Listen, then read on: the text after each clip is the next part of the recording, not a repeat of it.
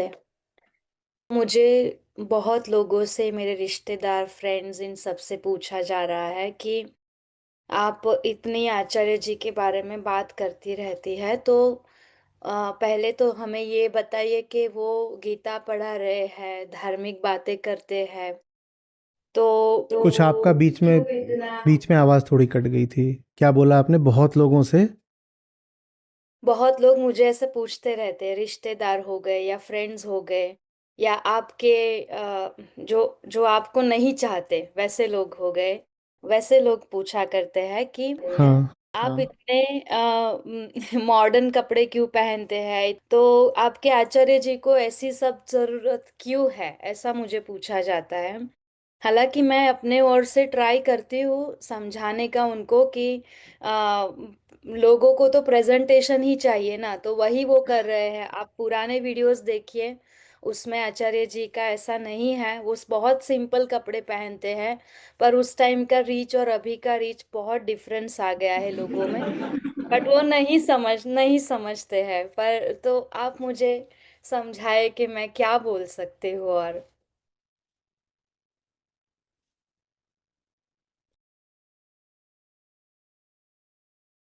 सड़क पर दिल्ली की, लखनऊ की, मुंबई की सड़क पर, एक्सप्रेसवे पर एक कार जा रही हो, ये ज़्यादा अचरज की बात है या गधा गाड़ी जा रही हो, ये ज़्यादा अचरज की बात है? मैंने आज के समय के कपड़े पहने हैं, तो ये अचरज की बात है या कोई आज से 1000 साल पहले के कपड़े पहन रहा है वो अचरज की बात है? सवाल किससे पूछा जाना चाहिए? तो मुझसे क्यों पूछ रहे हो? मैं तो वही कपड़े पहनता हूं जो तुम पहनते हो। ये अगर मॉडर्न कपड़े हैं तो आपके भी मॉडर्न है। यहाँ जितने लोग हैं जैसे कपड़े सब पहनते हैं। शर्ट किस किसने नहीं पहन रखी यार? कौन कौन है जो बिना शर्ट के है?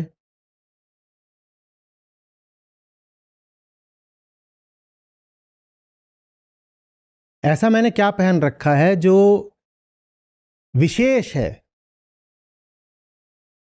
काल की धारा है, व्यक्तित्व की सबसे बाहरी चीज है कपड़ा, कोई अंदरूनी बात नहीं है। काल सापेक्ष परिधान है। आप जिस समय पर हो उस समय कपड़े पहन रहे हो।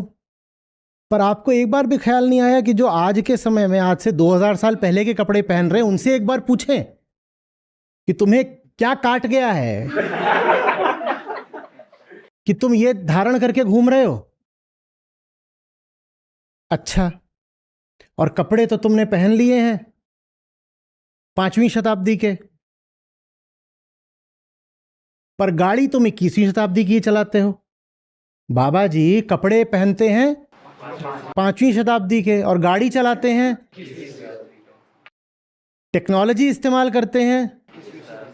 बाबा जी भी मीडिया, टीवी, सोशल मीडिया का पूरा इस्तेमाल करते हैं जम करके। 21वीं शताब्दी की टेक्नोलॉजी का इस्तेमाल कर रहे हो, 21वीं शताब्दी की तुम्हारी गाड़ी है। माइक भी 21वीं शताब्दी का ही होगा।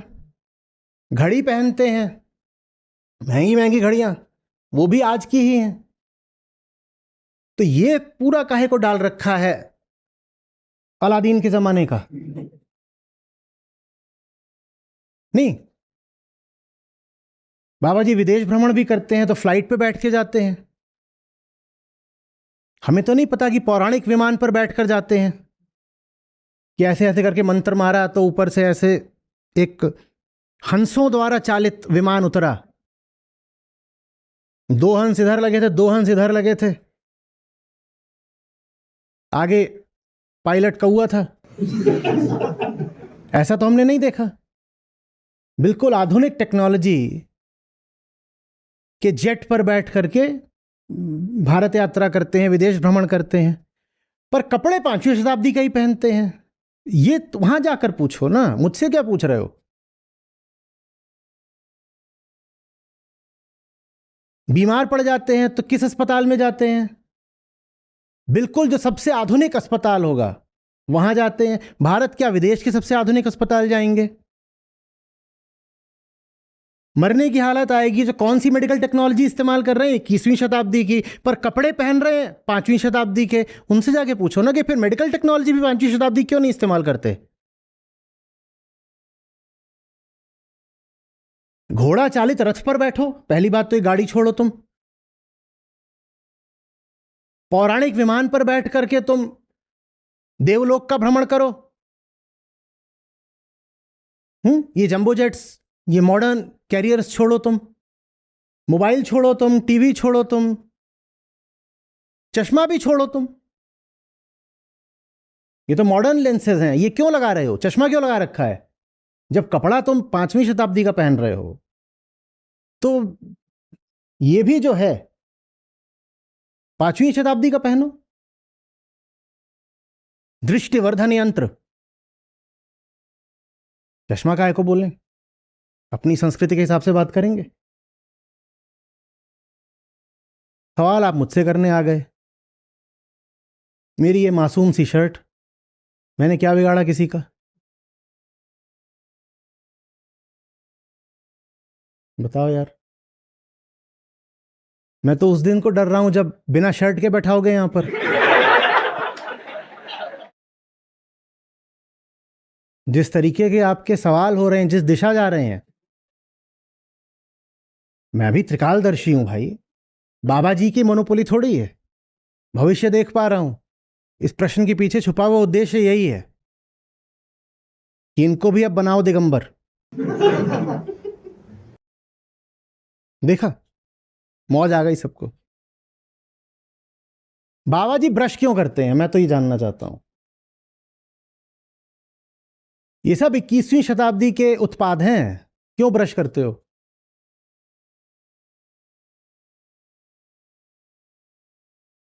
प्रिंटेड किताब क्यों पढ़ते हो? मुद्रित पांडुलिपियां पढ़ो, ताम्रपत्र पढ़ो। ये कहां से आ गया? ये तो मॉडर्न प्रिंटिंग टेक्नोलॉजी है। ये कहां से आ गई? सब कुछ तुम इसी जमाने का कर रहे हो, लेकिन कपड़ा तुम पहनते हो आज से 1000-2000 साल पहले का। ये सिर्फ पाखंड नहीं है, ये खुली धोखाधड़ी है। लेकिन ये भक्तों को नहीं समझ में आती बात। हर चीज तुम्हारी आज की शताब्दी, और सिर्फ आज के समय की नहीं है, मोस्ट मॉडर्न है। जितनी मॉडर्न टेक्नोलॉजी आम भक्तजन को नहीं उपलब्ध होती, उससे ज्यादा मॉडर्न टेक्नोलॉजी का उपयोग बाबा जी कर रहे होते हैं। लेकिन भक्तजनों के दिमाग में कभी यह सवाल नहीं आता कि बाबा जी हर चीज में मॉडर्न चीजों का ही इस्तेमाल कर रहे हो, तो कपड़ा काहे को इतना पुराना पहन के बैठ गए? और वेशभूषा काहे कर ली है तुमने वही अली बाबा माने 40 चोर वाली?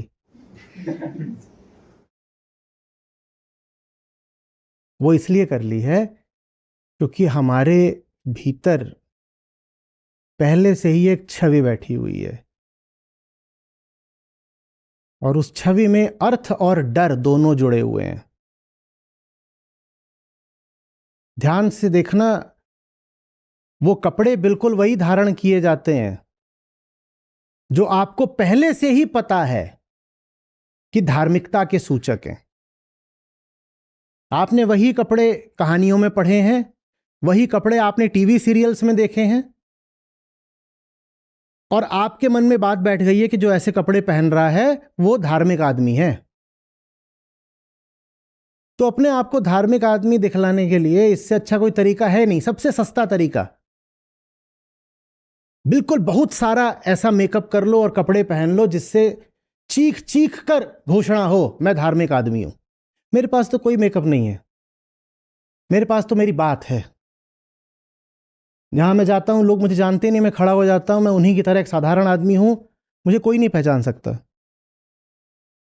बल्कि आपके पास जितने प्रतीक हैं धार्मिकता के, मेरे पास तो वो साधारण प्रतीक भी नहीं है। ये रही 10 उंगलियां, एक अंगूठी नहीं है, और ये रहा मेरा गला खाली है। न यहां कुछ है, न यहां कुछ है, न यहां कुछ है, कुछ नहीं है। माने प्रकृति माने जैसा पैदा करा है वैसे ही आपके सामने खड़ा हूं। और शर्ट तो आप वैसे भी उतरवाना चाहते हैं।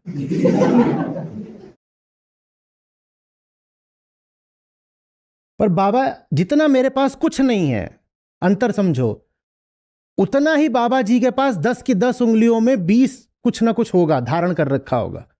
जितना मेरे शरीर पर एक निशान नहीं है, उतना बाबा जी ने अपने शरीर पर कोई जगह नहीं छोड़ी होगी जहां निशान न बना लिया होगा। क्यों? क्योंकि निशान न बनाएं तो बिल्कुल प्रमाणित नहीं हो पाएगा कि कोई दैवीयता है। निशान के अलावा उनके पास वैसे भी कुछ नहीं है।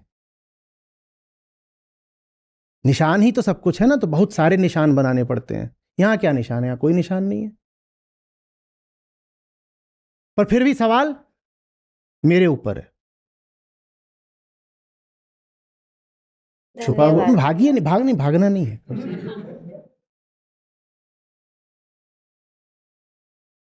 यहां आते आप अपनी मर्जी से हैं,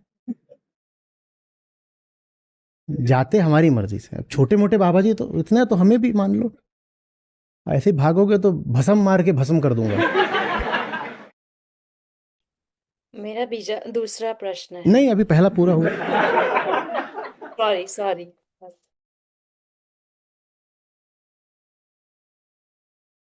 मैं जैसा हूं वैसा आपके सामने खड़ा हो जाता हूं, आपको बड़ी आपत्ति हो जाती है। मेरे लिए बहुत आसान हो जाए, मैं कुछ भी दिन भर इधर उधर करता रहूं, जब मैं आपके सामने आऊं तो पीतांबर या श्वेतांबर धारण करके आ जाऊं, आपको क्या पता लगेगा? आपको क्या पता लगेगा? आप कोई मेरे कमरे में तो घुसे नहीं हो, मेरे जीवन में तो घुसे नहीं हो। मेरे लिए बहुत आसान है कि जब मुझे आपके सामने आना है, ठीक उस वक्त मैं कोई खास प्रतीक धारण कर लूं या विशेष वस्त्र धारण कर लूं, कर सकता हूं ना। जितने लोग मुझे जानते हैं उनमें से 99% बस मीडिया के माध्यम से जानते हैं, तो मीडिया में अपनी एक छवि भेज दी, काम चल गया। पीछे मैं कुछ भी कर सकता हूं, लेकिन नहीं, मैं जैसा हूं वैसा मैं आपके सामने आ जाता हूं। और जब सामने आ जाता हूं तो है, अच्छा, ओह, तो ये पेन का इस्तेमाल कर रहे हैं। हम्म, ये चिड़िया के पंख से नहीं लिखते। देखा, हमें पहले ही पता था। धूर्ताचार्य, मोर के पंख से जो लिखे ऐसे स्याही में डुबो डुबो के, वो है असली गुरु। ये तो मॉडर्न पेन से लिख रहे हैं। भाई मैं उसी से लिखता हूं तो उसी से लिखूंगा, आपके सामने कुछ और तो नहीं करूंगा। इनमें इतना संयम तो है नहीं कि सत्र में बैठे हैं तो 2-3 घंटे ही कुछ खाएं पिए नहीं, धार्मिक बातें करते करते चाय पीते रहते हैं। हाँ, पीता हूं, क्यों छुपाऊं? पीता हूं, क्या समस्या है? और बोल रहा हूं, रोज बोल रहा हूं, और पूरी व्यवस्था यहां से यहां तक सूख गई है। तो अब तो खैर पहले भी था, पर अब तो डॉक्टर ने भी बोल दिया है कि गले को सूखने मत देना। ये बड़ी समस्या है। हमने देखा इनके पास गाड़ी है। हाँ भाई है, और तुमने देखा नहीं, हमने दिखाया। तुमने मेरे ही वीडियो से देखा है। किसी ने छुप छुप के स्टिंग ऑपरेशन नहीं करा है। और जो है वो यहां सामने खड़ी रहती है, जितने लोग आते हैं वो सब देखते हुए आते हैं, खड़ी हुई है। कहीं किसी गुप्त गैराज से अचानक वो प्रकट नहीं होती ऐसे यूं। आप आते हो, खेलने जाता हूं तो आपके सामने से ही निकल जाता हूं। अब इंतजार थोड़ी करूंगा कि आपके बैठे बैठे मेरा टाइम बीत जाए, निकल ही जाता हूं। उसमें पता है क्या? और ये बता नहीं सकते, ऐसी शर्मनाक बात पर, ये टेनिस खेलता है। हमारा कोई पौराणिक ऋषि, कोई पुराने आचार्य टेनिस खेलते थे क्या? ये खेलता है। जो है सो है, मामला सामने है, जस का तस। लेना है तो लो, नहीं तो मेरी बला से भगो यहां से। मैं कह रहा हूं कि आपको नहीं कह रहा भगने को।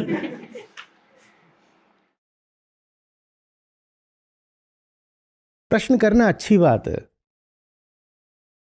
पर मेरा प्रश्न कहां से आ रहा है? प्रश्न क्या होना चाहिए और प्रश्न किससे करना चाहिए, यह प्रश्न किया करो पहले। कोई भी अगर थोड़ा होशमंद आदमी होगा तो वो जाके बाबा जी को पकड़ेगा, कहेगा explain this attire. This getup looks so peculiar, how much time do you spend coming to it?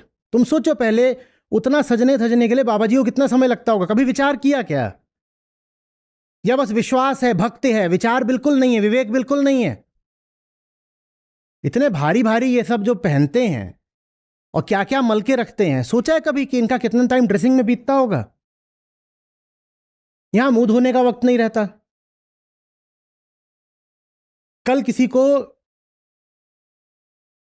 जगह जगह मैंने, आज, कल नहीं मतलब आज सुबह 8 या 9 बजे किसी को बोला है आज मैंने ब्रश नहीं करा, और आज से मेरा आशय बीता हुआ कल था, क्योंकि बीते हुए कल और आज के कल के बीच में जो विभाजन रेखा आती है रात, वो तो जगह जगह काट दी थी। तो जब मैं बोल रहा हूं आज ब्रश नहीं किया, तो मैंने कल ब्रश नहीं किया था, तो फिर मैंने एक दिन में 2 दिन का ब्रश किया। क्या कर सकते हैं? यहां ये समय नहीं है मुंह साफ कर लो, दांत साफ कर लो। वहां इतनी ड्रेसिंग अप हो रही है, वो कैजुअल वियर है, कोई तुम्हें लग रहा है? सोच के देखो, महिलाएं ज्यादा आसानी से बता पाएंगी उतनी ड्रेसिंग अप में कितना समय रोज लगता होगा। सब बाबाओं को सोचो, एक एक करके सबकी छवियां दिमाग में लाओ और सोचो कितना समय लगता होगा उतना ड्रेसअप करने में। जरूर कोई बहुत नाकारा और फालतू आदमी है, इसके पास इतना खाली समय है।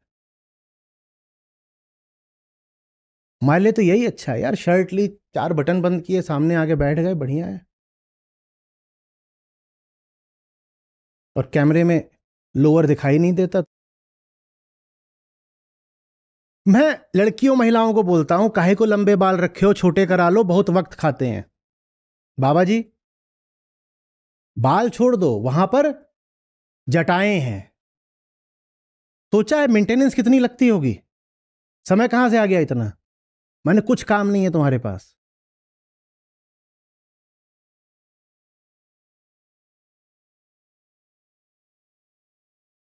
सवाल वहां होना चाहिए, सवाल यहां आ रहा है।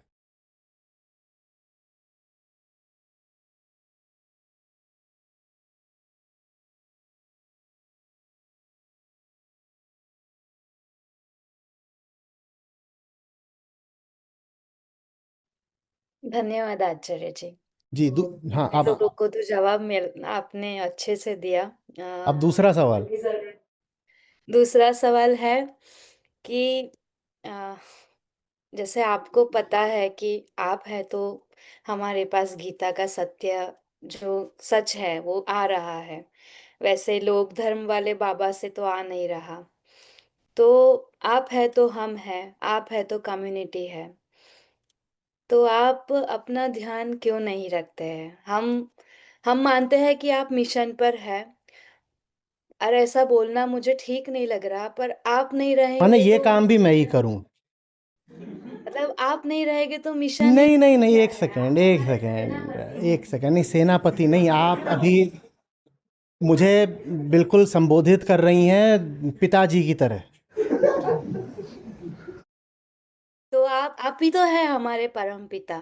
नहीं, वो सब ठीक है, मैं ये जानना चाहता हूं कि सारे काम मैं ही करूं, आपका ख्याल भी मैं रखूं और अपना ख्याल भी मैं ही रखूं? हम क्या करें आपके लिए? तो ये होना चाहिए था ना, सवाल ये होना चाहिए था ना। अब 2 काम हो सकते हैं, एक आपका ख्याल रखने का, अपना ख्याल रखना। मेरा ख्याल रखना कोई बहुत मुश्किल काम नहीं है, वो तो कोई भी कर सकता है, पर आपका ख्याल शायद मेरे अलावा कोई नहीं रख सकता, तो वो काम तो मुझे ही करना पड़ेगा, आपका ख्याल रखने वाला। ये आपने ही कहा, जो मैं आपको बता रहा हूं वो बताने वाला कोई नहीं था, तो वो तो मुझे ही आपको बताना पड़ेगा ना, कोई और नहीं है। तो आपका ख्याल तो मुझे ही रखना है, और इतना समय है नहीं कि आपका भी ख्याल रख लूं, अपना भी रख लूं। तो मैं अगर आपका ख्याल रख लेता हूं तो आप मेरा रख लीजिए, पर वो जिम्मेदारी नहीं उठाएंगे, मुझे ताना मारेंगे, अजी ऐसा भी क्या काम है, इतना भी क्या काम है। बेटा, एक ज्वाइन करा लो तो पता चलेगा कि काम किसको कहते हैं, और तब समझ में आएगा कि मैंने जितनों को ज्वाइन कराया है उसमें कितना काम लगता है। जाके पाँव न फटी भिवाई, सो क्या जाने पीर पर आई। जिसने खुद कुछ नहीं करा होता ना, वो ये भी नहीं समझ पाता कि दूसरा जो कर रहा है उसमें कितनी मेहनत लगती है। पर आचार्य जी आप होंगे तो हम है ना। हाँ, अगर इतना ही लगता है कि मैं होऊंगा है तो मेरा ख्याल आप रख लीजिए ना। मैं ये समझ सकती हूँ क्योंकि मैंने बहुत लोगों को ट्राई किया है ज्वाइन कराने का। तो मैंने ट्राई नहीं किया है ना, मैंने करके दिखाया है। मुझे आपका ख्याल रखना था तो मैंने आपका ख्याल रखने का ट्राई नहीं करा है, मैंने ख्याल रख के दिखाया है। आप भी मेरा ख्याल रख के दिखा दो। ये ट्राई वराई क्या होता है? ट्राई कर लिया, ट्राई ट्राई से क्या होता है? मुझे आपका ख्याल रखना था तो मैंने आपसे पूछ के भी आपका ख्याल नहीं रखा। मैंने आपके पीछे दौड़ दौड़ के आपको दौड़ा दौड़ा के आपका ख्याल रखा है। जब आप नहीं भी चाहते थे मैंने तब भी आपका ख्याल रखा है। मैंने ज़बरदस्ती आपका ख्याल रखा है। आपको मेरा ख्याल रखना है तो ज़बरदस्ती भले ना करो, पर कुछ तो करो। आप तो कुछ भी नहीं करते। और मैं अपना ख्याल तो तभी रखूँगा जब मिशन ठीक चल रहा होगा। मिशन उलट पुलट चल रहा हो और मैं बैठ कर के अपना हेल्थ केयर और स्किन केयर रूटीन कर रहा हूँ, ये तो मुझसे नहीं होने वाला। मेरे पास और कुछ है नहीं। देखिए, कोई ये मैं नाहक बचकानी ज़िद नहीं कर रहा हूँ। मेरे पास क्या है? मेरे पास ना पैसा है, ना पॉलिटिकल पैट्रनेज है, ना बाबा जी का नाम है, ना निशान है, ना कोई आश्रम है, ना पैतृक संपत्ति है, ना पीछे से समर्थन देने वाली कोई परंपरा है। मेरे पास कुछ नहीं है। मेरे पास बस एक चीज़ है, मैं। मेरे पास सिर्फ मैं हूं संसाधन के नाम पर। तो इस एकमात्र अकेले संसाधन को तो मैं खर्च करूंगा ना। एक ही संसाधन है मेरे पास, यही है। ये जो यहां बैठा हुआ है यही मेरा संसाधन है। इसको भी ना खर्च करूं तो किसको खर्च करूं? मेरे पास और क्या है?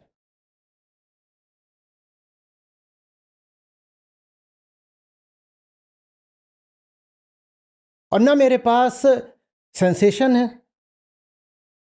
ये कहीं कुछ हो रहा हो तो मैं उस पर मुंह खोल दूं और सनसनी पैदा कर दूं तो उससे इधर उधर लगातार सुर्खियों में बना रहूं, लोगों तक बात पहुंचती रहे। जो सीधी सपाट सच्ची बात है वो बोलता हूं, सनसनीखेज बात तो मैं बोलता नहीं। हाँ, सच ही कभी सनसनीखेज हो जाए तो अलग है। तो मेरे पास क्या है? मेरे पास बस ये है।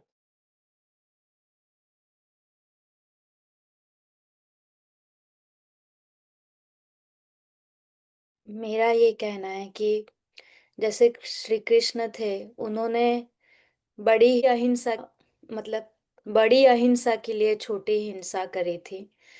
तो वैसे आपको भी इतना बड़ा हमारा मिशन है, उसको ध्यान में रखते हुए अपना थोड़ा ध्यान तो रखना चाहिए।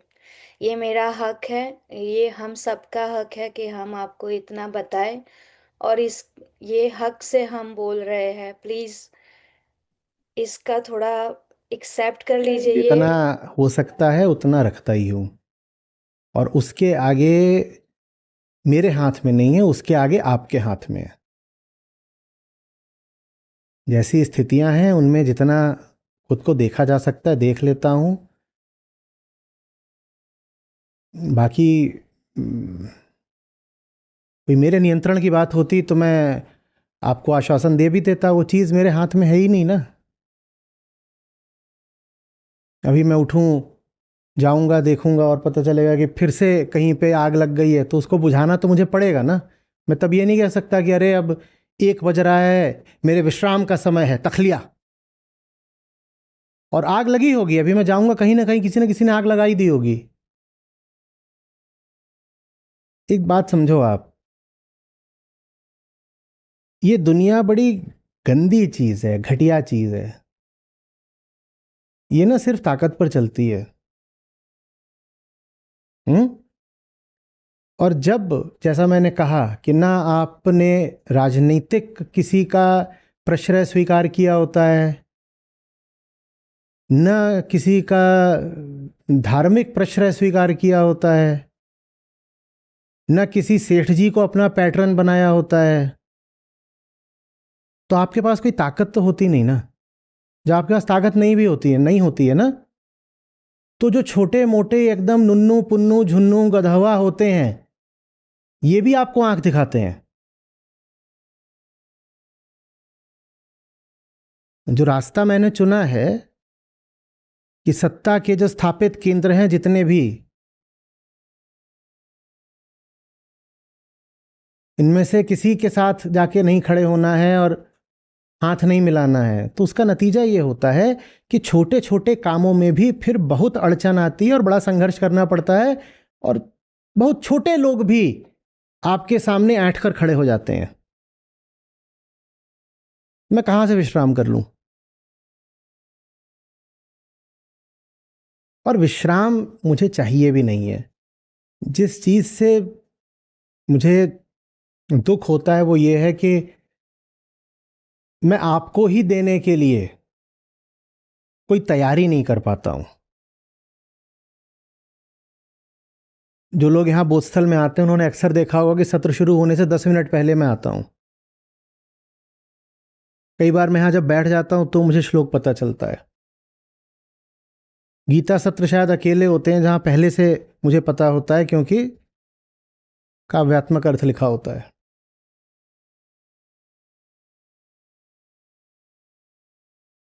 सिर्फ अगर सांसारिक ज्ञान की बात करूं तो जितना सांसारिक ज्ञान मुझे 10 साल पहले था उतना आज नहीं है। किसी यूनिवर्सिटी का कोई विद्वान, कोई प्रोफेसर अभी बैठ जाए और मुझसे बातें करने लग जाए दार्शनिकों की, लेखकों की, मैं हो सकता उसे ऐसे अब मुंह फाड़े देखूं, क्योंकि संस्था की दिन रात की चक्की में पिसते पिसते जो मेरा अपना स्रोत था जीवन का, प्राण का, मैं उससे दूर हो गया हूं। जो लेखक मुझे बहुत पसंद थे, बहुत, आज से नहीं, कॉलेज के समय से, उनकी किताब उठाता हूं, खोलता हूं तो ऐसा लगता है ऐसे कभी पढ़ी ही नहीं है। वो मुझे कोई मूल सिद्धांत नहीं समझा सकते, मूल सिद्धांत तो यहां गीता में है, लेकिन उनकी बात अगर मुझे याद हो तो मैं बेहतर आपको उदाहरण दे पाऊं, बेहतर कहानियां सुना पाऊं, बेहतर तरीके से इलस्ट्रेट कर पाऊं, ये सब कर पाऊंगा। तो वो जो एनरिचमेंट हो सकता है सेशंस का, वो नहीं हो पा रहा है, क्योंकि मुझे अपने ऊपर काम करने का कोई समय नहीं मिलता।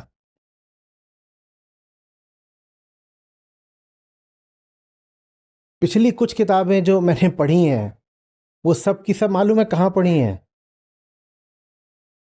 फ्लाइट में, क्योंकि वहाँ फ़ोन नहीं होता।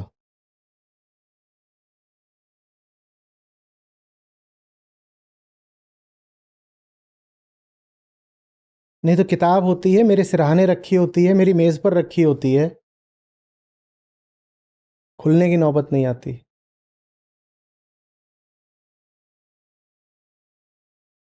एक कहानी थी पुष्किन की, डुएल, माने दो जने सामने खड़े होते हैं। 19वीं शताब्दी के वो जो रूसी लेखक थे, जिनमें बाद में टॉल्स्टॉय आते हैं, दोस्तोवस्की आते हैं, उनमें सबसे पहले ये हैं पुष्किन।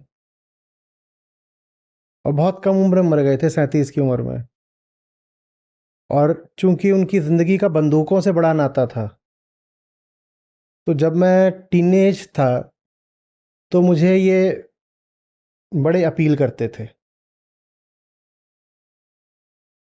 उनकी एक कहानी थी जिसमें यही था, डुएल था कि दो आमने सामने खड़े होके करते हैं, ऐसे खड़े हो जाते हैं, जो जिसको पहले गोली मार दे, बाकायदा एक जगह निर्धारित होती है जहाँ दो लोग मिलेंगे अपनी अपनी बंदूक से, जहाँ बंदूक लेके जो जिसको पहले गोली मार दे वो जीत गया। और पुष्किन की अपनी मौत भी ऐसे ही हुई थी। 37 की उम्र में गए डुएल लड़ाने, और उन्होंने मारा, उसने मारा, इनको गोली लग गई, मर गए। कल किसी वजह से इनका एक चरित्र, इनकी कहानी का एक चरित्र सामने आ गया। और कभी आपके साथ ऐसा हुआ है कि कोई चीज याद आ रही होती है पर नहीं भी आ रही होती, और आप कह रहे हो याद है पर याद नहीं आ रहा, याद नहीं आ रहा? मैं करीब 10 मिनट तक उस हालत में रहा। और ये वो है जो आज से करीब 30 साल पहले मेरे बड़े पसंदीदा हुआ करते थे।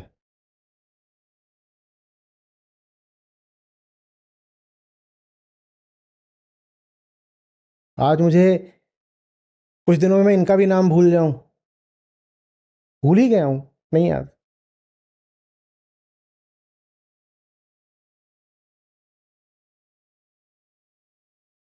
क्योंकि ये बातें स्मृति की होती है ना, स्मृति तो दोहराव मांगती है।